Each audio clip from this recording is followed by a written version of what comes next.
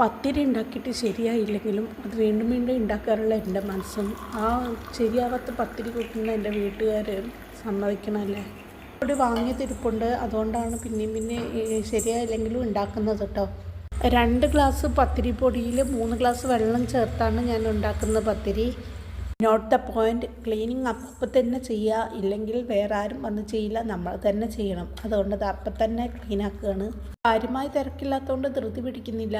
എന്നാൽ പിന്നെ ഇത്തിരി കാപ്പി കുടിച്ച് റെസ്റ്റ് എടുത്തിട്ട് ബാക്കി ചെയ്യാമെന്ന് കരുതി.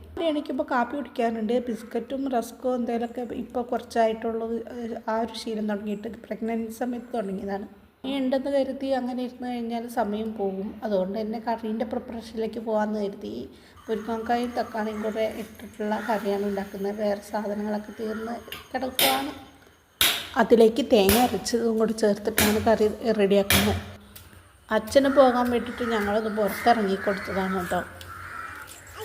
എൻ്റെ സ്വന്തം ചെരുപ്പ് ഞാൻ മര്യാദയ്ക്ക് കഴുകാറില്ല. അപ്പോഴാണ് എൻ്റെ കുട്ടിയുടെ ഒരുപാട് ചെരുപ്പുകൾ ഞാൻ കഴുകുന്നത്.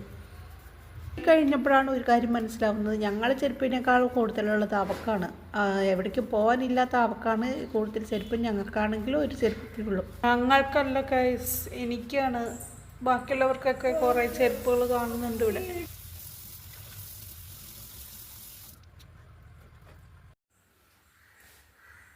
ഇതിൽ 2 ചെരുപ്പിൻ്റെ പേഴ്സ് എവിടെയാണെന്നറിയില്ല. നാനാ ഭാഗത്തുനിന്ന് കണ്ടുപിടിച്ച് കൊണ്ടുവന്നാണ് ഈ പയൊക്കെ.